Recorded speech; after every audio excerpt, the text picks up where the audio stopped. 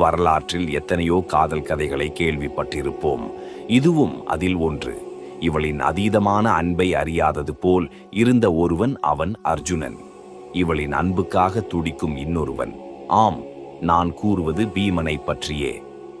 முதலாக திராவுபதியின் சுயம்வரத்தின் போது அனைத்து மன்னர்களும் எதிர்த்த போது பீமன் ஒரு தூணை பிடுங்கி கட்டிடத்தை இடித்து திராவுபதியை காப்பாற்றினான்.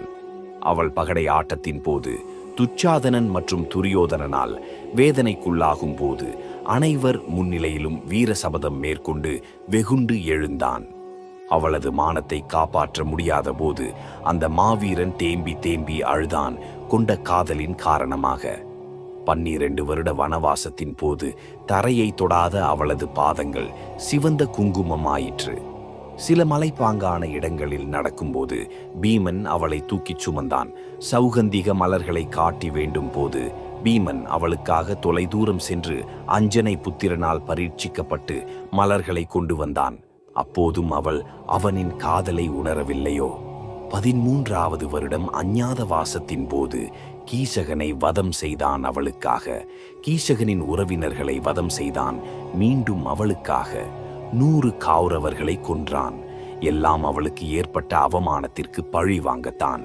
அவளின் 5 புதல்வர்களை கொன்றபோது அஸ்வத்தாமனின் நெற்றியில் உள்ள முத்தை பறித்து கொண்டு வந்து அவளிடம் சமர்ப்பித்தான். அவள் அழும்போதெல்லாம் இரக்கம் கொண்டான். கடைசியாக மேரு மலையின் வழியாக கைலாயத்திற்கு செல்லும் போது மலையிலிருந்து கீழே விழுந்தாள். கை கொடுக்க பீமன் வந்தான். முடியவில்லை. அவள் விழுந்து விட்டாள். ஓடிச் சென்றான் அவளை காண. அவளது கடைசி மூச்சு அது. பீமன் அவளிடம், என்னவளே, உனக்காக நான் என்ன செய்ய வேண்டும்? உன் கடைசி மூச்சு வரை நான் உன்னோடு இருப்பேன், கவலை கொள்ளாதே என்றான்.